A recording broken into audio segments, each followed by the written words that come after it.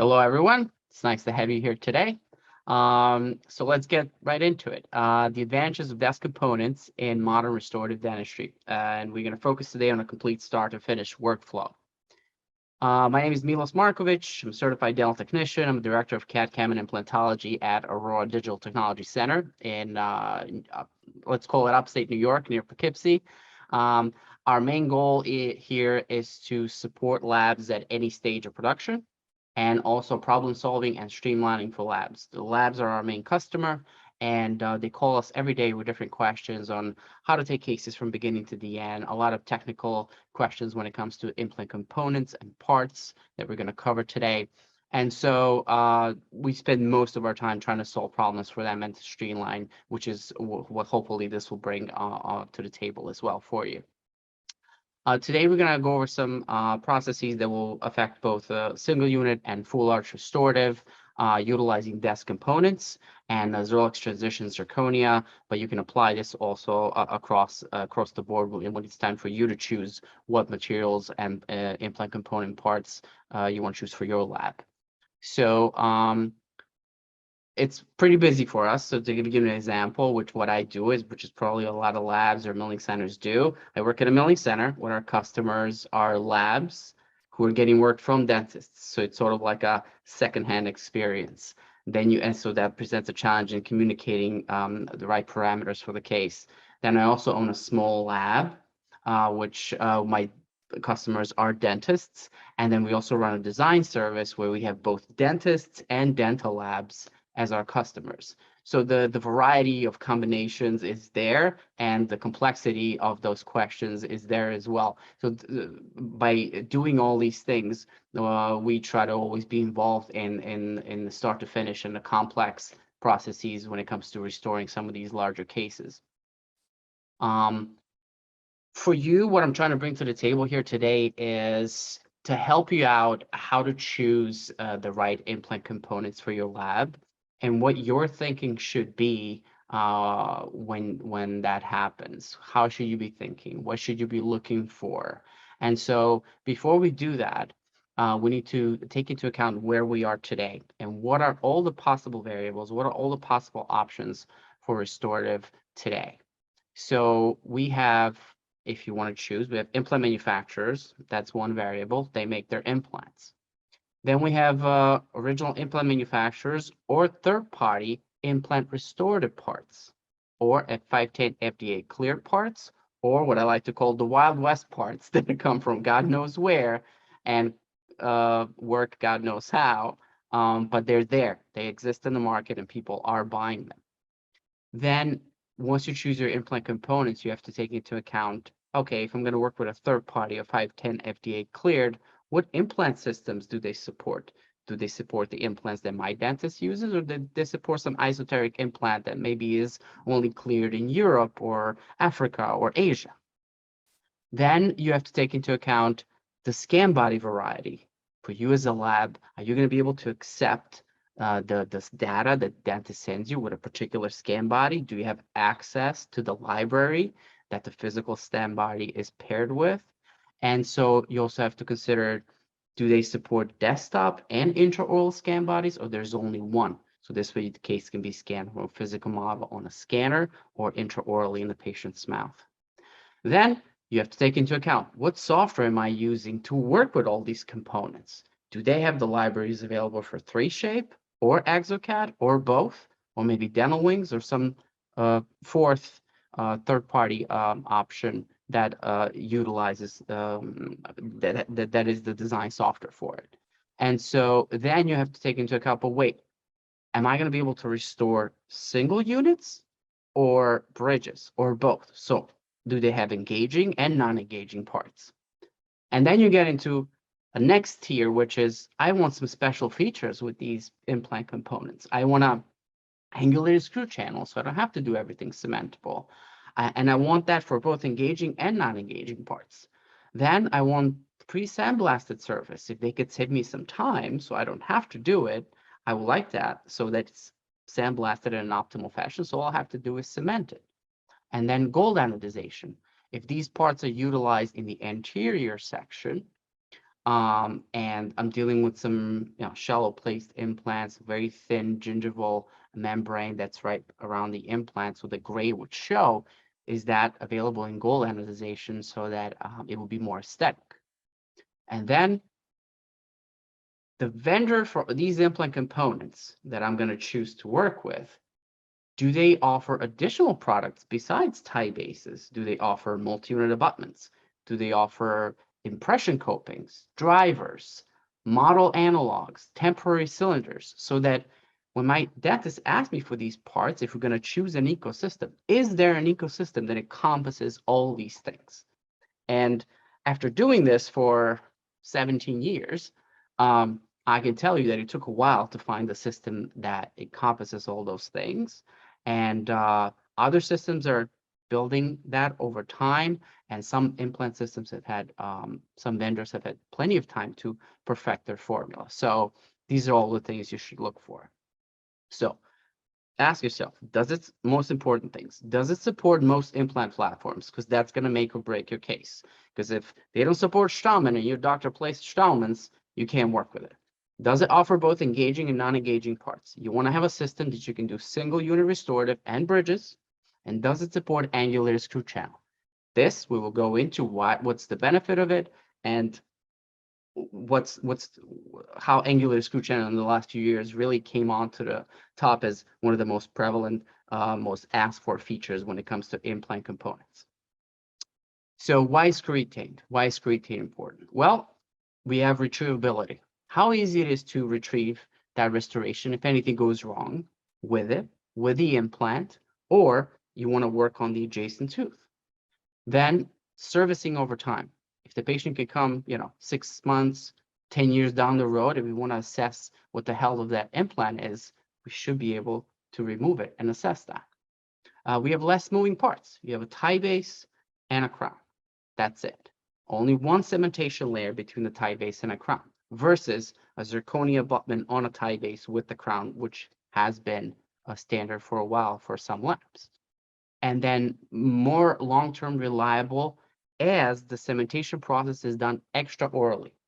A lot of times, you can abutment, you take a crown, goes in the mouth. Maybe the assistant or the doctor is not doing a really good job. It's a wet environment. It's a contaminated environment. So the long-term viability of that cementation process is in question. But when you do it in a lab, in a controlled, dry environment, you can get a much more long-term, much more reliable result. And you want significant ease of use during insertion and removal, especially on large cases. If you do 5 custom abutments on a full arch and you cement that thing over, and for whatever reason, anything's wrong with it, patient's not happy, something happened with the implant, you want to change the aesthetics, you want to add material to it, you're cutting that thing out of the mouth and spending hours doing it and not making anybody happy. So this is why we think the screw retain is an elegant way, a more sophisticated, modern way to restore a lot of these cases. Not always. There's instances when it doesn't work, but more often than not. So retrievability, right here, we can see when you look at the path of insertion for a single unit restorative, this is in DESS angulated tie base, we can see, kind of visualize what that looks like, what it looks like when we actually take that crown and simulate the path of insertion that the dentist is going to follow to insert the crown in the mouth. In this instance, you see the crown separated from the tie base because that's how the software simulates it. But in reality, that tie base will be cemented to the crown. And so that's the path of insertion that they will be dealing with. So then here we have angular screw channel. The benefit of angular screw channel, as you can see, before, if we had a screw channel that was placed too labially, we wanted to move the screw channel for whatever reason, we couldn't. What we used to do is we used to make a custom abutment, then a cementable crown on top, and the custom abutment itself would correct the angulation. Now, especially on the anterior area, that was always a challenge. Now, a lot of times, the surgeon can fluctuate maybe 10, 15 degrees, but in the software with DESS components, we have the ability to move that 25 degrees in any direction that we want, but up to 25 degrees, obviously in this case, is going to be lingual. Here, I like this little short video that I made because it really shows you the scope, the possibilities that you can have during your design process. So here you can see the angular screw channel starts off at 0. Here we move it up to 25 degrees lingually, making it more accessible for the clinician to screw it in. It also gives more thickness to the material because the whole buccal, labial section is very structurally sound. But here, as I move it around, you can see I can move that thing to the facial. You know what? Maybe it's a posterior tooth. We can't access that screw channel easily. I can move it all the way to the distal. I can move it in 360-degree fashion, looking at it from the occlusal view, up to 25 degrees from the point of the tie base. So that gives us a degree of freedom that's very useful to us. And it really brings a lot of cases that we couldn't do before as screw retained crowns into the mix. And it makes a lot of dentists happier, at least in our experience. And here, when we talk about cementation process done in the lab, right, in a more controlled environment, what we see here is this is one of our technicians just putting a layer of cement. The surface has been sandblasted, it's steamed. The tie base also had a layer applied to it, and you just apply it right there. There's no saliva, there's no bacteria, and the environment is controlled. And we can take our time with the cement setting in the mouth. We don't have to rush because the patient's anxious and they want to go home. So this is really useful for us. The second thing is a more of a logistical problem that a lot of labs run into, and that is different vendors have different reference numbers for their parts. So Nobel might call their analog PMA 413507. Straumann calls their RC type A 0220026. But you don't see those names when you create your 3-shape order. So what happens a lot of times is labs, somebody who really knows about implants picks a part and then they design it in their software, and then they scratch their heads and spend maybe 3 phone calls later until they figure out what part is that really designed for? What analog are we buying? What tie base are we buying? So what we like about DESS, and this has saved us so much headache, and we've gotten so used to it, that right now we only talk in these like 5-digit numbers. Hey, Jimmy, give me 16072. Hey, Johnny, give me 16017. 0535, yeah, 16017. That's how much we started to use it, and it's made our life much easier. So you can see on the packaging, there's a number that says 16072. This is for Hoisin mini implant. And then right there on the top, on the actual work ticket that we work on, we also write that number. So then when the designer is done, he writes what number, 16072, he designed the case for. So when it goes to the ceramist knows exactly what part to pick out of the stock so they can work on that case. There is no confusion whatsoever. And then when you generate that STL file at the end, it creates an XML, and the XML carries that information with it. In the XML, the first thing it's going to say Hoisin Mini 16072. So us as a milling center, when we get this from other designers, from other design services or other labs, we look at that and we know exactly what this part was designed for. There's no confusion. There's no phone calls, which is the most time-consuming thing in a dental lab, in my opinion.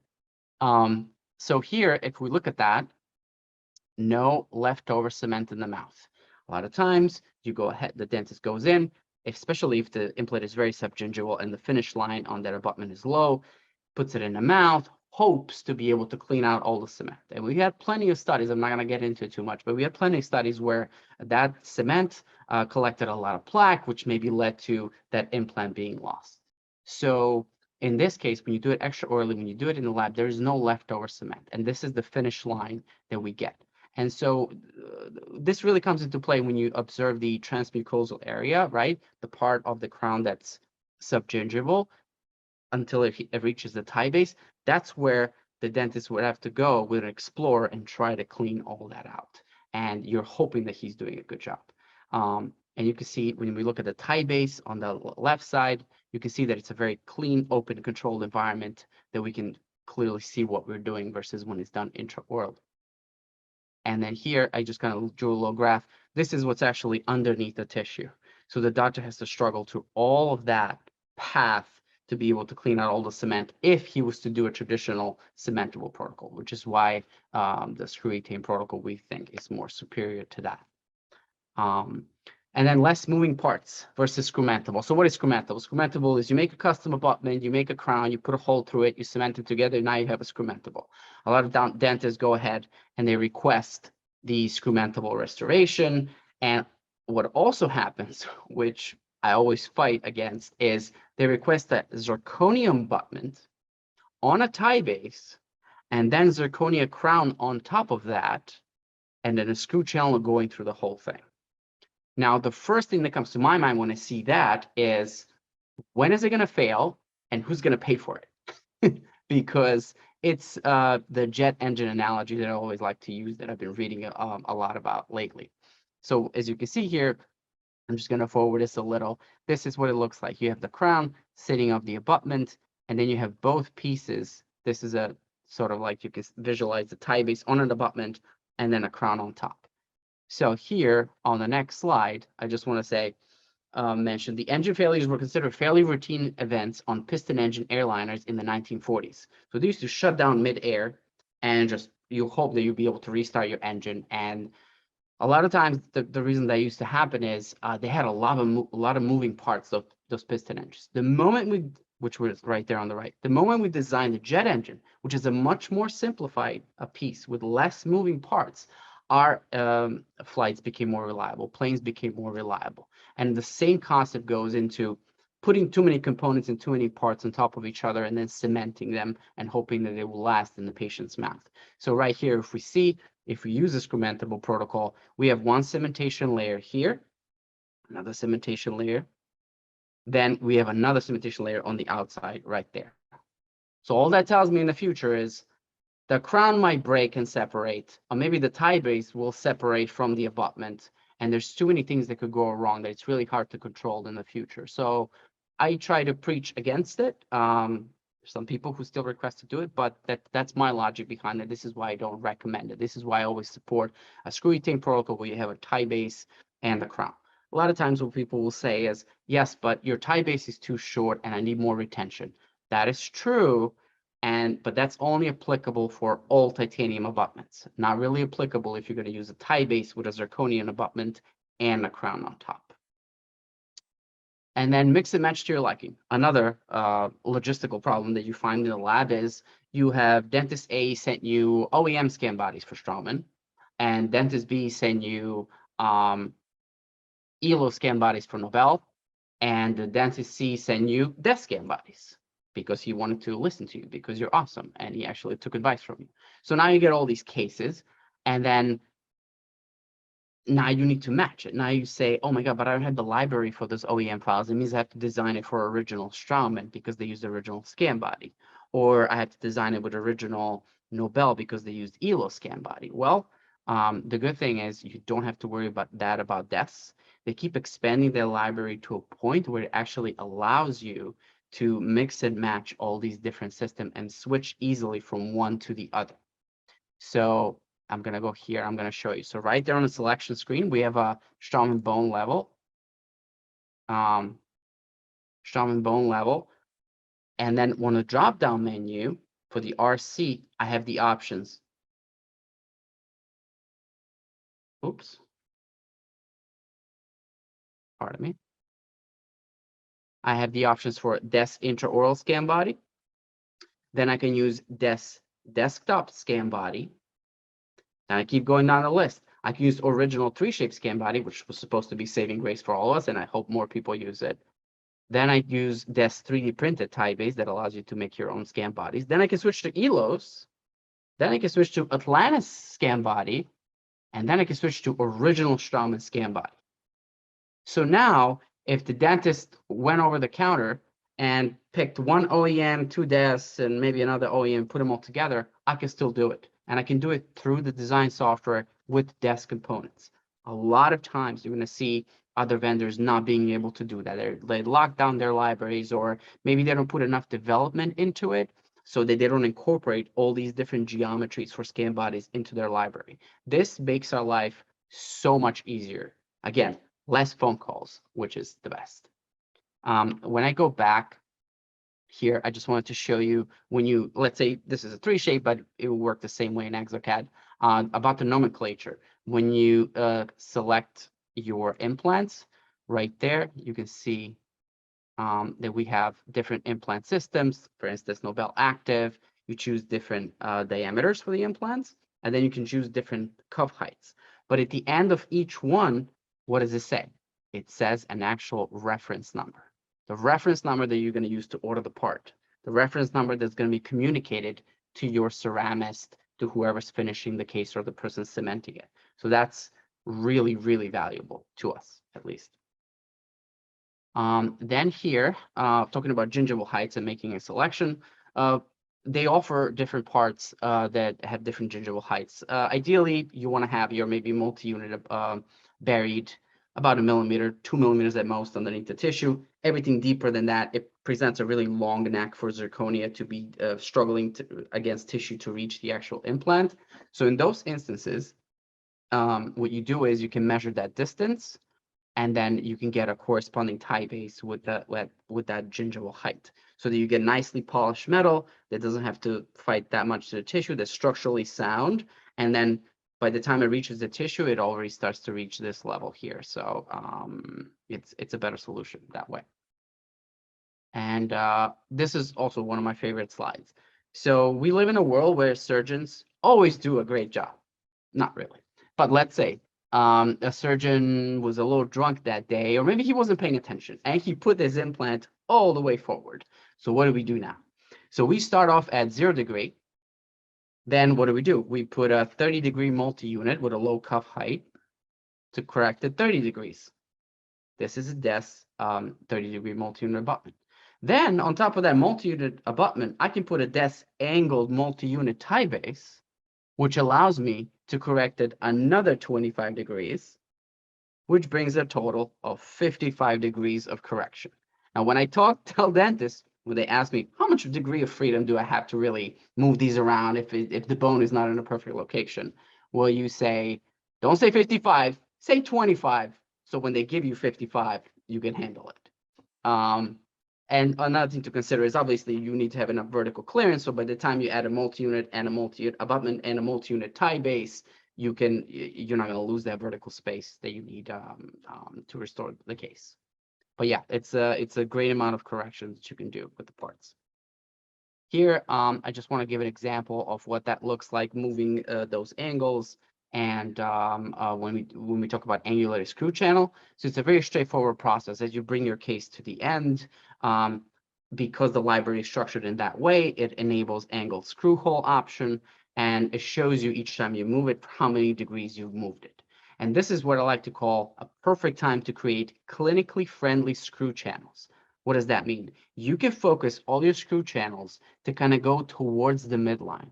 Why would you do that? Sometimes maybe you don't want them to go. They say you should always put them through the central fossa right in the middle of the tooth. Yes and no. In a case like this, on a full arch hybrid restorative, you might want to move them through the lingual cusp, all facing towards the facial. This was a request we've received a couple of times. Why? So they're clinically friendly for the clinician to be able to easily access those screw channels as he's inserting the case or retrieving the case in the future. If you put a screw channel that's at 90 degrees going straight through the occlusal surface on the most posterior molar, guess what? They're going to have a hell of a time trying to get in with the screwdriver and trying to remove that and access it and trying to disengage it from the mouth.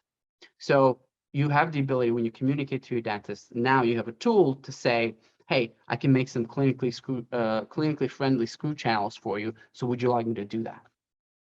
And then here, I just did like a little 2D cross section so you can kind of visualize again what the angulated screw channel looks like. And of course, it's the software calculates the diameter of the screw itself so that it could actually pass through the channel.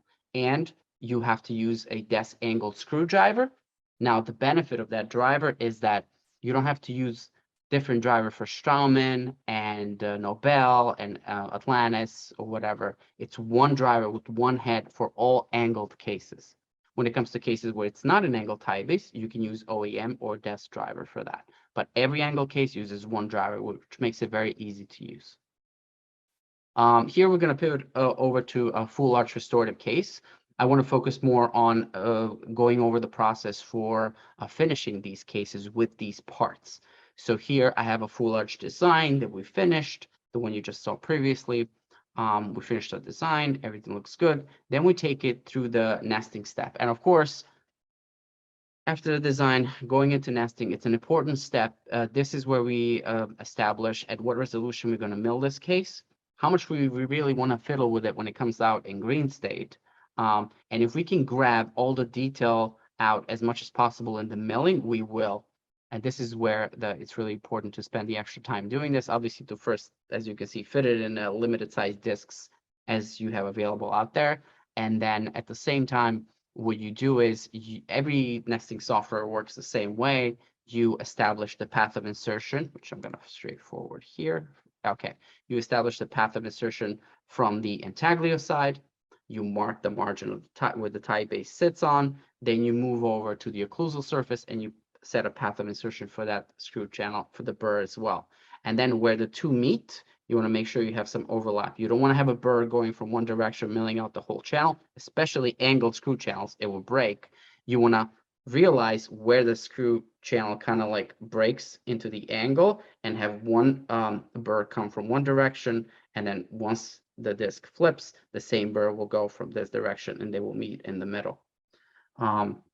And then talking about high resolution, right here, you can see where we go ahead and mark the area where we really want high detail on, right? We can pass some of the detail on the lingual side. It's not that visible. It's not that important. But when it comes to the labial side with the buccal side, we want to make sure that we can grab that detail as much as possible out of the machine. And then whatever machine doesn't mill out, obviously in green state, we're going to have to correct that. So after the green state and after a little touch-ups, this is what we will get after sintering. So everything looks good, and we go ahead and try in our tie bases. This is the perfect time to try them in because if something didn't mill correctly, you don't want to finish your case and then start cementing it. This is the time when you take those DESS tie bases and put them in. And so far, everything looks good. Also, for hybrid restorative, we always encourage using the models. For the demonstration, for the purpose of this demonstration, I 3D printed a model. However, a lot of times we're going to request an actual implant open tray impression that we can pour, or a verification jig that we can pour a model out of, and then cement our bridge on that model. We still find that intraoral scanners are somewhat still struggling to patch the data correctly going across the arch for full arch restorative cases. But here you can see that you want to be able to, before you start anything, you want to be able that your bridge sits all the way down and that there's no intrusion coming from any stone model. If the stone model, or in this case, the 3D printed model, is touching any part of the bridge, it's going to prevent it from fully sitting, which will cause a gap on your tie base, and you don't want that. Then we take it to 3 stages, which is going to be first bake, then it's going to be porcelain layering for gingiva, and then a final staining glaze. And here, I just want to give you a quick representation of what that looks like. We go ahead and use the in-sync staining glaze liquid. We paint it all around. And then here, we sort of use like the powder method when we just kind of like put it on top. This is our ceramist Kelly trainer who did this for me. And what this does, in a sense, it's sort of like opaquing, but not really. But what the purpose of opaquing in PFM is what? So that you can create a bond between the porcelain and the metal. So this does that in a way. It gives us that first layer so that when we start layering actual pink porcelain, it creates a really good bond. And here I'm just gonna show you how she goes in and cleans out everything in between so that you don't get some of that powder on the facial surfaces. This is what it looks like after she's done with that. And then she goes ahead and she fires it. I put 3 pictures here so you can see 3. So starting from left to right is step 1, 2, and then 3 on the bottom.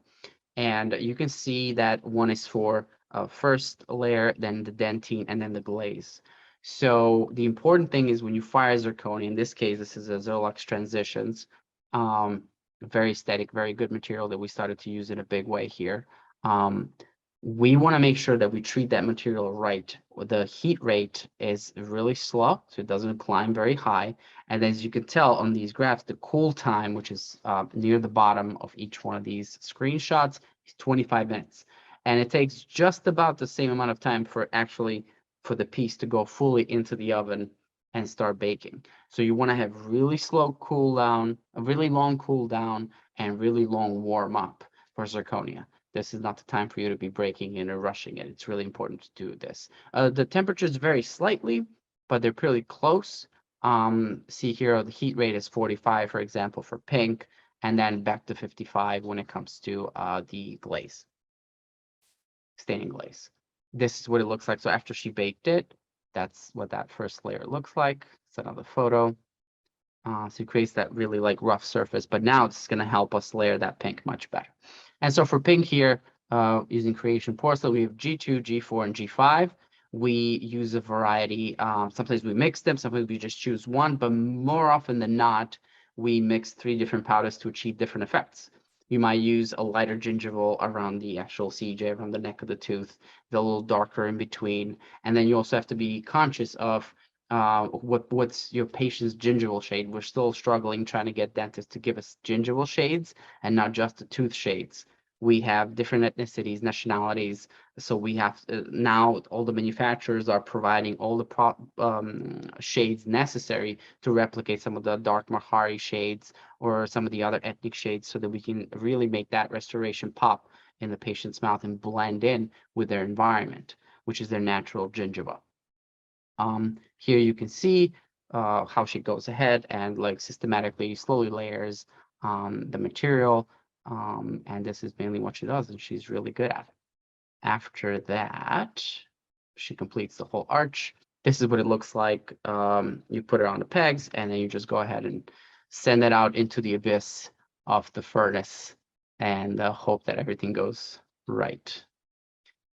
So then, after it comes out, that pink layer, and it gets contoured a little bit in stone, and then after it gets stained and glazed, this is the kind of pink that we're getting, and this is the kind of transition, no pun intended, we're looking between the gingival and the tooth section. We want it seamless, and also, if you can tell, the incisal profile for some of these transition materials is really nicely translucent, not to a point where it's a gradient where you can really see it, but translucent enough that it overshadows previous generation zirconia by a long shot.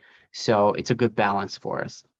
There's a lot of materials around that are gradient, and you have to be careful how you work with gradients, because if you during your nesting, you have to make sure you nest it in a correct position. Otherwise, you're going to get half of your tooth incisal, or just the very tip of your tooth incisal, which is not a very natural mimicking of a natural tooth.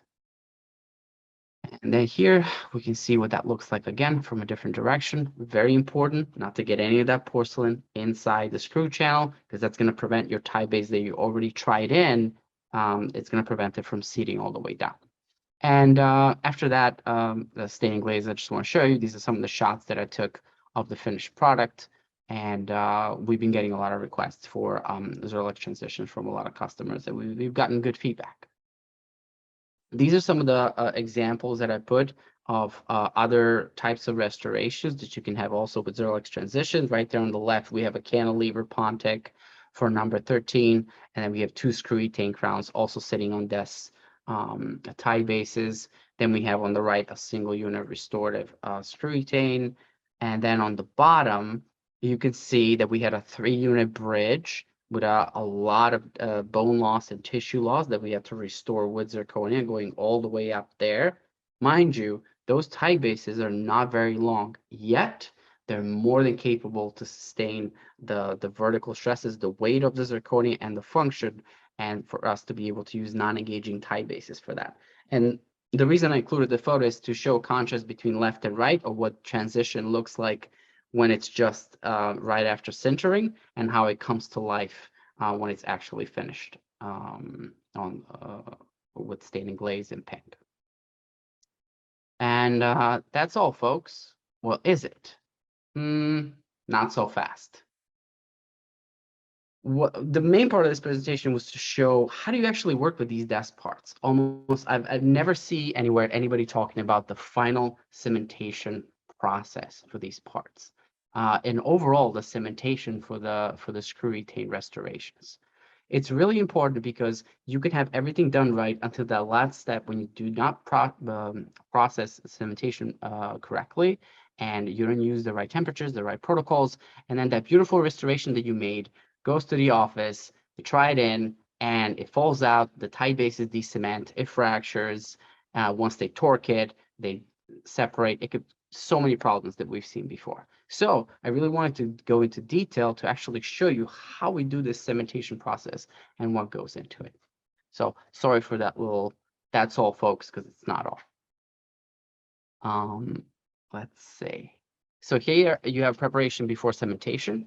Where here we have multi-unit, multi-link hybrid abutment. That's what we use for all of our cementation of tie bases to zirconia and PMMA. And we have our 3D model that's going to be used for verification. We have our micro brushes, we have our tie bases, and we have our Monobond Plus. And that's our finishing kit. You want to make sure your area is clean, you don't have a lot of stuff going on, and you're organized and strategic when it comes to cementation. Why? Because cement sets really quickly, and if you're not organized, you're gonna put it in wrong. It's not gonna be seated all the way down the tie base, and then what you have to do is you have to fire that bridge again just to de-cement the tie base from the bridge. Every time you hire that porcelain or zirconia over and over, it's gonna take time, and you're making it possible. You're increasing the chance of it breaking for whatever reason. So let's continue. So this is a close-up of the DESS angle tie base. As you can see, it comes pre-sandblasted. I just want to give you an idea of what a non-engaging part that we used in this example would look like. It's very simple in its design. That's the angled screw coming out, and that's what engages the angulated screwdriver for the tie base. And we have a pretty unique all-around circular cementation surface. So in this case, because they're non-engaging, the timing of the implant is not really important, but the height and the angulation is. So here we have a sandblasting DESS titanium base. So before you start the process, you want to make sure that you don't hit the glaze with the sand. So you be careful with that. So you sandblast the inside of the zirconia, right? Inside where the tie bases go, all the interfaces.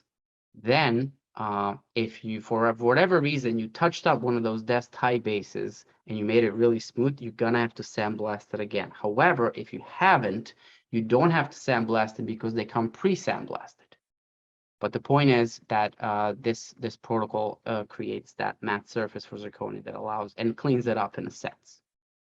Then you steam all your tie bases. In this case, just for the presentation purposes, we sandblasted the tie base and then we steamed it off. So if we haven't sandblasted, you would have seen the entire tie base in a gold hue. But in this case, we didn't do that. We just wanted to show you that if you wanted to sandblast it, that's what it would look like. Be careful not to hit the emergence profile of the tie base with the sandblaster, because that's the shiny golden part that's going to show the most. And so you sandblast the inside of the the zirconia and the tie base. Then you start screw channel protection. When you start cementing these tie bases, you want to make sure that no cement gets in there where the screw is sitting right inside the tie base. What happens, it fills in all those little spaces that exist. And then once it sets, it's a hell of a time to get it out. You're exerting extra pressure, you're banging things, pulling things. You can break off the interface or part of the zirconia that attaches to the interface. A lot of things could go wrong. And the screw doesn't come through the screw channel because now it's filled up with cement. So you use a little bit of wax. You can also use a little bit of micro cotton balls if you have those, but be careful how you use those.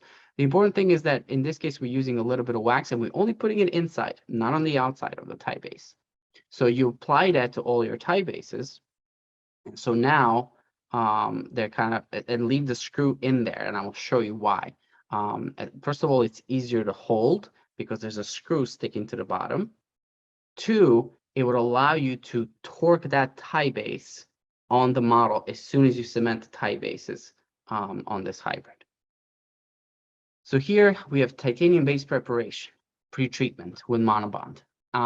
So the tie bases were sealed, and now everything was steamed off, everything was sealed. Now we're going to take monobond, put it on a little micro brush, and then we're going to apply it on each tie base. Very thin layer, just go around and apply it. Now this thing dries pretty quickly, so just be aware of that.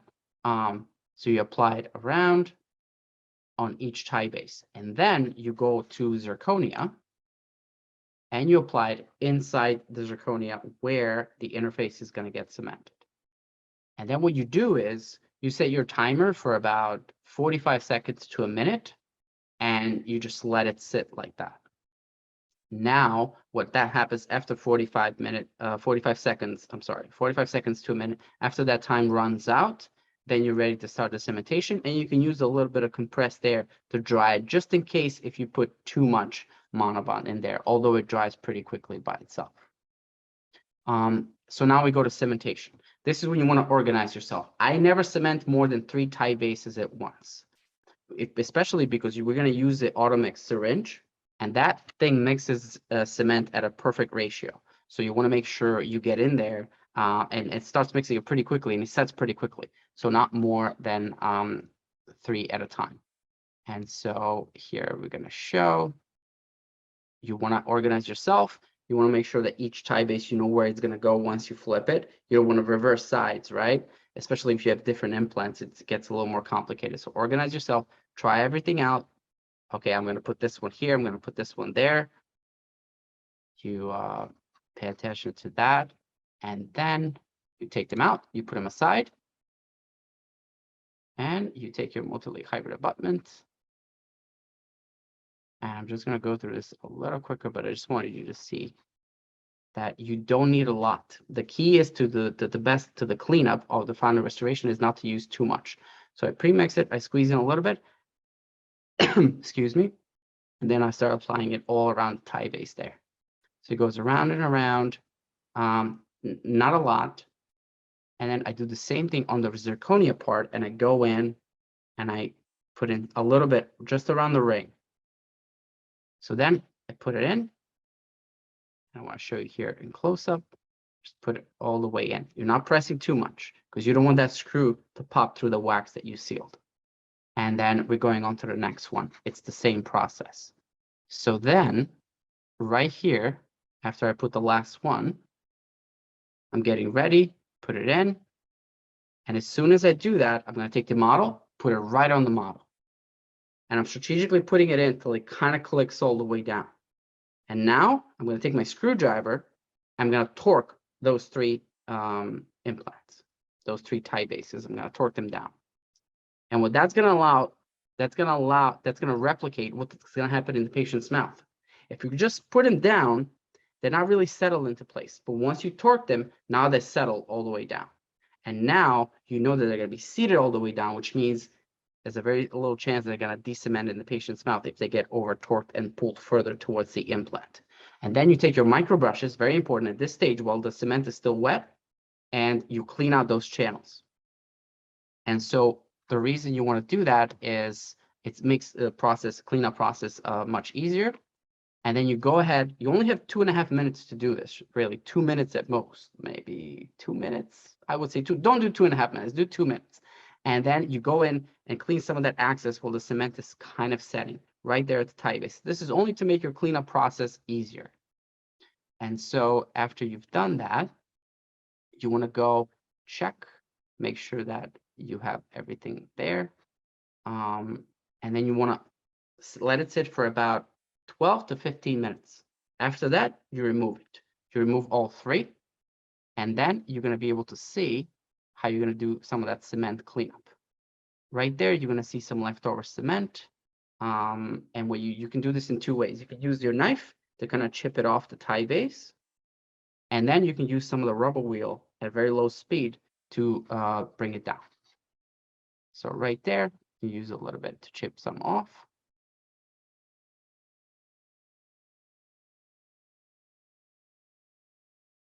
And then the next one, I'm going to show you how you can use a little bit of rubber wheel at a low speed to kind of bring that down. And don't worry, if you hit the tie base a little bit or with the sand or whatever, you can always hit it with glass beads to make it shiny again if you make it too matte. As you can see, you don't want to have any sort of cement spill over there. Screw channel cleanup, same thing. You go in and you take sort of like one of the long, narrow diamond burrs, and any leftover cement, mind you, the screw is already out. Any leftover cement that you have in there, you want to get the big chunks out, right? And then what you do is you then put it on a sandblaster and clean out anything that the big chunks, didn't cover. And so you want to clean out the whole channel. Again, from one direction only, because we already have the tie base at the bottom. And you do it carefully so you don't hit the glaze that the ceramics put a lot of time into layering on that case. And then you go do cementation stage 2, which is the remainder of the tie bases, right? So everything will go down together, and then you torque the other 3 that you have there. And you wait another 15 minutes for it to set. And then the last thing that a lot of people overlook is what actually messed up quite a few cases is the screw cleanup. So when you do these things and cement moves all over the place, the head of the screw and the actual threads can catch a lot of the cement. And sometimes if they're in the threads and you screw it into the implant, the cement ends up getting stuck inside the implant. And that's always going to prevent you from properly torquing that case. So you want to make sure you grab that screw right in the middle section, not at the head, not at the threads, right in the middle section, and you steam the hell out of it. So you get a nice clean screw. So you know that that screw will go through that screw channel and engage the implant in a clean fashion. And this is at the end. You want to make sure that your interfaces, after you clean up all your cement, are nice and clean and you don't see any spillover cement on the other side, which might cause problems in the future, and it makes for a very aesthetic case. And that's it. That's all I have for you. I could have gotten more into detail, but we are also short on time. So this is a conversation that can go for 4 hours, but I thank you so much for joining me today. And if you have any questions, let's go over it. Thank you so much, Milos. I just launched our last polling question. I just want to quickly go over before we get to any questions that we do have results of the first 2. The first question was on the pure switch, and 67% of our attendees were aware of pure switch, but 33% were not aware of DESS's pure switch technology. Mm-hmm. As far as lifetime warranty goes, 44% were aware that DESS does have a lifetime warranty, but 60% were not aware. Yeah, let me jump in there for a second. So sure. When it comes to lifetime warranty, it's a really good point. There was a while back, I did a presentation for DESS with some of the people from DESS in Spain, and we went over this. And so I didn't quite understand what lifetime warranty really meant.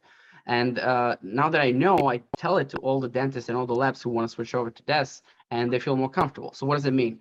It means that any implant system that DESS supports that fits on the OEM implant, let's say surgeon places the original Straumann implant. He places it. You want to restore it with DESS parts that fit the RC Straumann bone level implant. You put a DESS tie base. If for whatever reason that implant fails or something goes wrong with it as a result of that tie base failing, DESS will cover the cost of the replacement of that implant. What happens is they do an investigation, they involve their own clinicians, the thing gets concluded, and then they cover the cost of potentially worst case scenario, having to take that implant out and putting in a new implant. So that's a peace of mind that a lot of lab owners now have, because before it was, the dentist would be concerned because, hey, I'm not using original parts. Is that going to mess up the case? I'm not sure about that. The surgeon is telling me not to do it. So that's why they do that. And so, yeah, that's what it is. So it's another peace of mind.